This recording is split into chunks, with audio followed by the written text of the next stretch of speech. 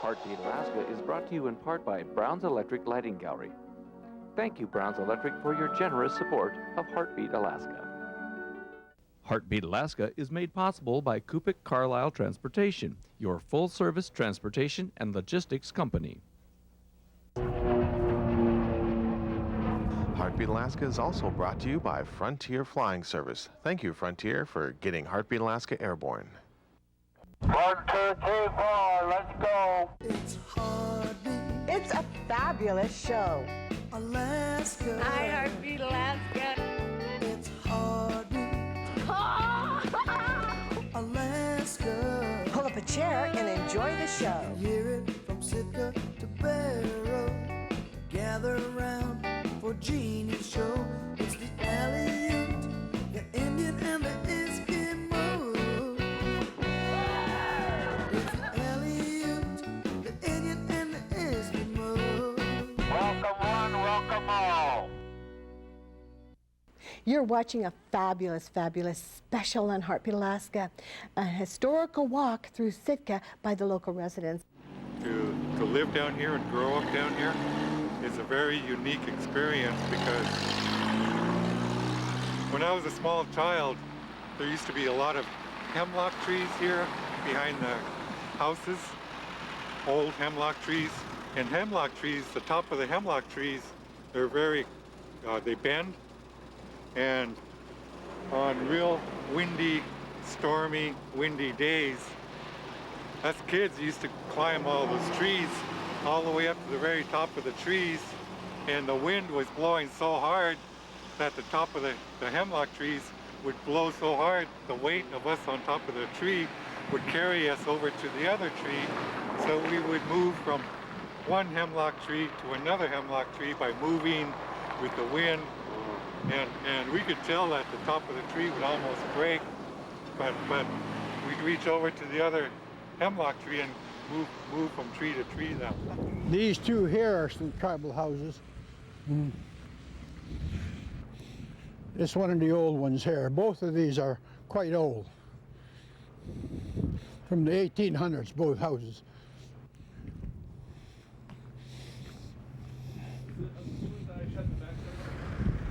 Western culture is slowly but surely pushing my people into a very small area now.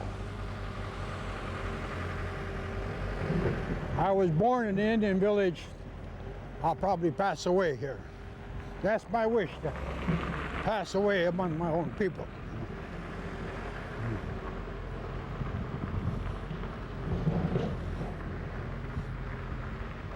This is one of our oldest buildings here, the Sitka A&B, Alaska Native Brotherhood Hall.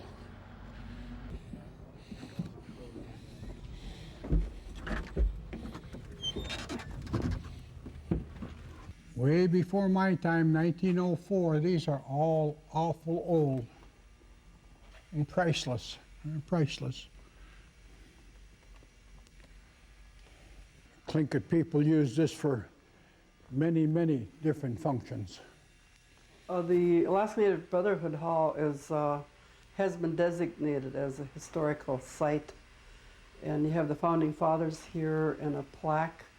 And I'd like to point out that Ketlian was the gentleman that gave the place, this what we're standing on, he gave this property to the A&B. So Gil Truitt developed this, and I think it's really nice, the work that he did on that. And we'll be hear some more of Gil Truitt's work, the called Sitka Tribe.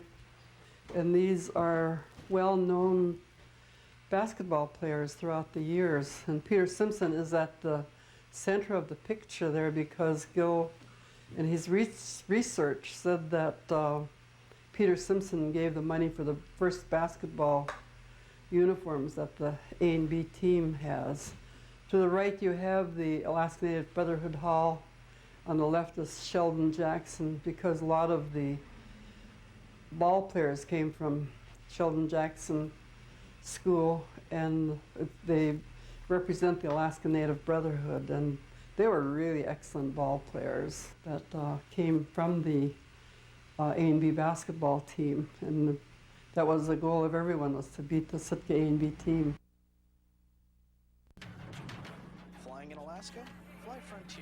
official airline of Heartbeat Alaska.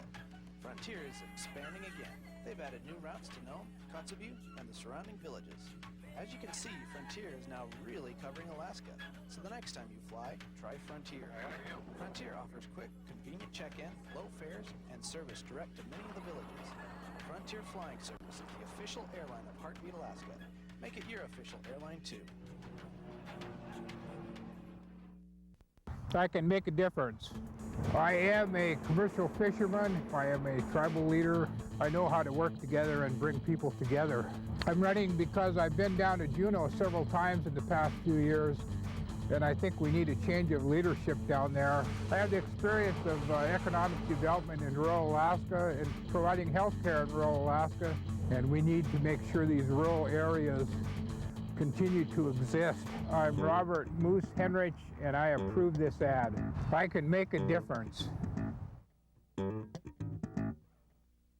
It's the Aleut, the Indian and the Eskimo. It's the Aleut, the Indian and the Eskimo. Welcome one, welcome all. The Native people of Southeast Alaska have very, very, very strong feelings about their culture. Their tradition is very powerful. It goes back through ages and times and hundreds of years, and they're carrying forth that culture. If you go down to Southeast Alaska, you'll get to know the people. You'll get to know their ancestors. And if you meet someone, they're always ready to let you know who their family is, and that's wonderful. That is one of their strong points. Another strong point is their art. Some of the most fabulous art in the world.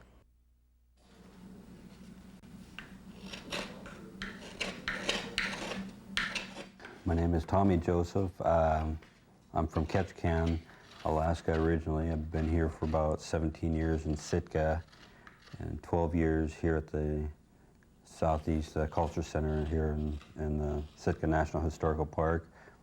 I just recently finished my 12th season working for these people where I demonstrate making stuff for tourists. You know, I don't make stuff for them, I mean I demonstrate making things for them.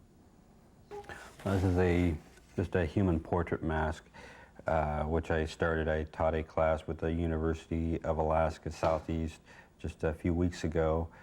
And this is what I turned out in that class, and all my students did a similar mask, and other things such as this. This is a dying warrior is what this one is called, and it's something new. I'd never tried one before, which I'm almost done with now. This type was originally used by shaman, and their different things that they did. Shaman, the medicine man. Examples that I looked at to get for the idea of doing this came from shaman grave houses. This is one I carved this last summer during the tourist season. It's most commonly known as the tideswoman mask. She controls the high tide and low tide. She has abalone eyes, teeth, and a labret, signifying that this is a female, and the round disc around her head there is representing the moon, and then the abalone is the U form up here, and over here that's the high tide and low tide, signifying the tides that she controls. Most of my tools are handmade, such as my adze here. This is an elbow adze. My blade is made from a leaf spring off a truck, which I ground and shaped and heat treat to hold an edge. The handles are from different crooks or branches off of a tree. This one's an alder tree branch, the trunk of the tree here. And I use recycle old saw blades and things like that to make my straight knives or bent knives, just whatever I need to do the jobs I'm doing. And speaking of jobs, in 2001, Tommy, assisted by several others, carved Petersburg's first totem poles, and in a ceremony, watched as the totem poles were raised. It was all done by hand. We built two giant tripods in front of the poles on either side, and then a cross beam joining the two tripods, and had ropes going up and over the cross beam as a lever to get them going off the ground, and manpower. I gave a signal to back up. The people on the ropes just held on and walked backwards, and they went up. They were up in a matter of seconds.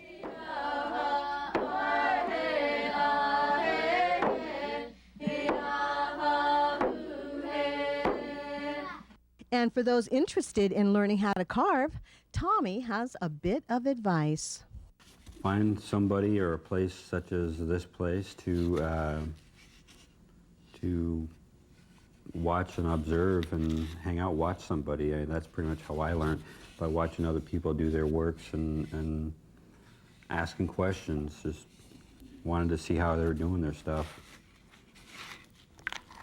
And don't give up. Keep doing it. Keep going back and seeing them do their stuff. Sooner or later, they'll put you to work on it. In the next room over, Manda Miller is carrying on the tradition of beading. I am doing beadwork. I am working on a wolf right now. This one is for myself. I'm taking time to do some beadwork for myself. What I do is I have two different needles here. I have one to hold the beads and one to sew it down with. I'll push two beads down. And I'll come up from underneath. I'll go on one side, and then I'll go down on the other side. And that locks it in place. I think the one person who really inspired me was my great-grandmother, and my mother's father's mother. She was 94 when she passed away. She was still giving me tips on how to do beadwork. I had several teachers. My first teacher was my grandmother, my mother's mother, Agnes Johnson. She had some beads out one day, and I wanted to make some earrings. And so she sat me down and showed me how to make earrings. I also I went to a program called the Sitka Native Education Program, where they taught how to do the beadwork like this. This is a dance tunic. I didn't do the beadwork on here. My great-grandmother did it. It's a killer whale on here. And then there's some flowers. This is another dance tunic I did for my son. It's a fully beaded wolf. Then on the bottom here, there's some sea leaves on here. That took me 3 months. That's working on it 14 hours a day, 7 days a week. Pretty much having no time for my family. But I wanted to push to have it done for, it was a celebration 2002 over in Juneau, and I wanted to see him dance in it. This is a ceremonial robe. This is also for my oldest son. This has a big wolf on there.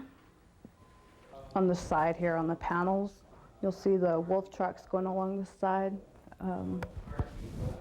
My father's grandfather designed these wolf tracks.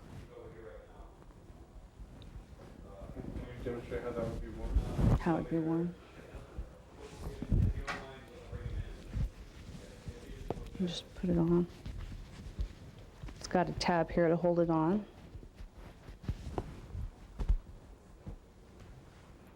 I was told the hat came from the Russian naval officers. Men used them, and we added dangles on there and added the beadwork. And not only do I do regalia, I do jewelry, beaded jewelry. The earrings that I have here. There's the eagle, the killer whale, and the frog. I think it's more pride for myself because it's really hard to do. But once you learn how, like I said, it's really relaxing. When the Spaniards came to our coast in 1774, they took aboard some young men of Tlingit and Isabella origin. For their knowledge of the coast, they went as far as Kodiak Island. And these young men closely watching the Spaniards forging iron and closely watching how they made charcoal for heat. and the billows, but they made a crude one. So when the Spaniards left, they start on our coast. There was timber of ships that got wrecked across the sea with iron spikes and nails in it. So they went after this timber and burned the timber up and got the nails, iron spikes, and made tools out of it. For some time, they made very crude bracelets, but in time, they began to improve. As time went along, the Haidas became the masters of this art. And later on, the Tlingits picked it up from the Haidas. And as time went on, a lot of younger men took interest in it until the salmon industry started. And then all the young men went aboard fishing boats, and only the older men knew this art. As time went along, we almost lost the art of working sterling silver into bracelets. I started in 1974 as an apprentice. And in 78, I got hired out here as an instructor. Well, when I first started, to supplement my income, as I learned more about the art of engraving and the history of our people, I took quite a bit more interest in it. Now I try to keep improving my work so that the young people who come to learn from me will acquire a lot more knowledge. Right now, I'm 86 years old. I feel I still got more good years to work at this.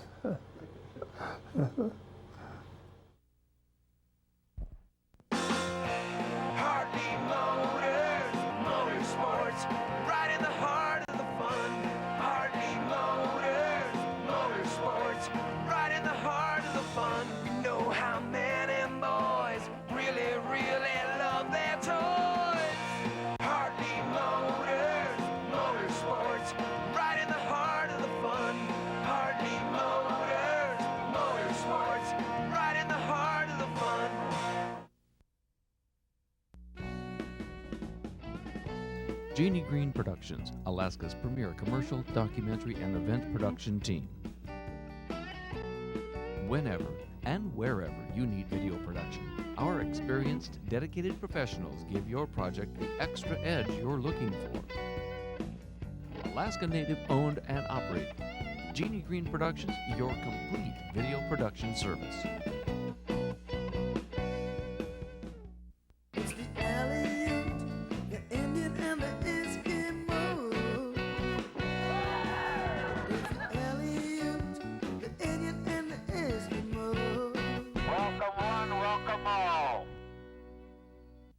Throughout our travels in rural Alaska, we often come across individuals who are dedicating their lives to preserving their culture, passing their culture on, living treasures, and quite often their vision begins with a dream. I kept getting this reoccurring dream every single night and making me miserable. Had me a hard time sleeping, and every night I'd go to sleep. I'd walk up into the cemetery here, and I'd look into the forest, and I'd see these people, and they'd be wearing robes and regalia and stuff like that, and there were elderly people there, there were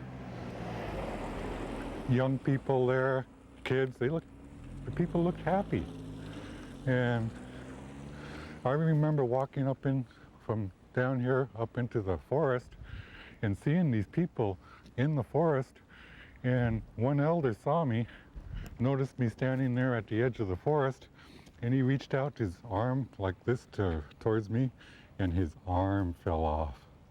And he got very sad, turned around, went back into the forest.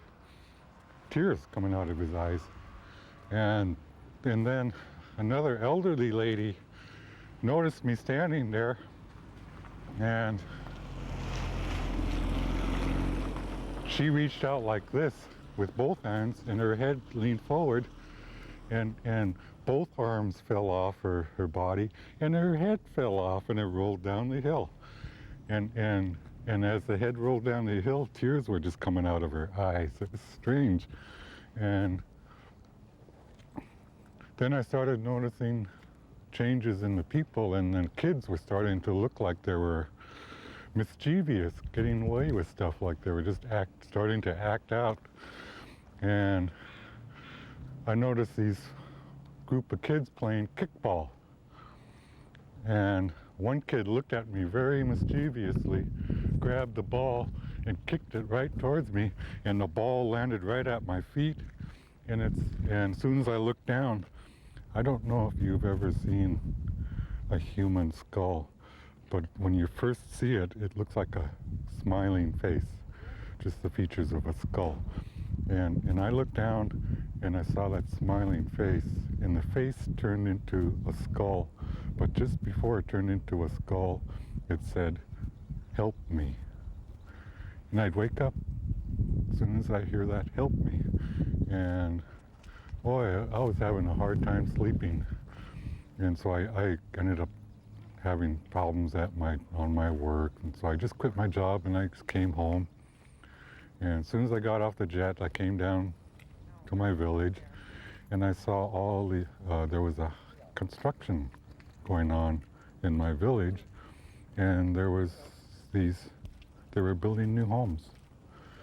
And they were building these homes right behind our village, and I knew from my childhood that those were graves back there. So I went back there to look, and there was a backhoe up there, and that backhoe was pulling those coffins out of the ground. No respect to the coffin at all. They were pulling these.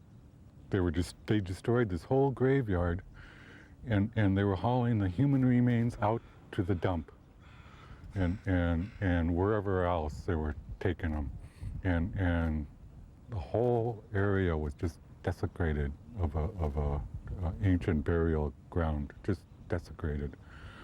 And there were human remains all over the place. And I was so hurt by seeing something like that. Never in my life have I ever seen anything like that. So I ended up starting to pick up those human remains with some friends of mine, and we placed them in boxes, and we took them down to the church and left them there. I was starting to get accident prone, and because I was so stressed out of the destruction, that one day I decided I need to do something. So I went down and we did a reinterment ceremony up here, and about 500 people showed up, and after we put all those human remains back into the ground, everybody left, and I was the only one up there. And I cleaned up after we were done, and I started to leave, and there was these kids right at the edge of this cemetery. They were playing kickball. And these kids noticed me walking down towards them, and one kid gave me this really shifty-eyed look, grabbed his ball and kicked it towards me, and it landed right at my feet, and I looked down, and there it was. It was that human skull. Those kids were playing with a human skull and using it as a kickball. So from that moment, I knew from my dream and my vision what I was intended to do with my life. So that moment I dedicated the rest of my life to make sure that that kind of thing never happens again. Today, 20 years later, Bob Sam still visits the burial site, maintaining the sacred grounds. The end of the summer, we had all the brush cleared out, and every headstone that you see in this place were all knocked over. Every single one of them were this place was just desecrated.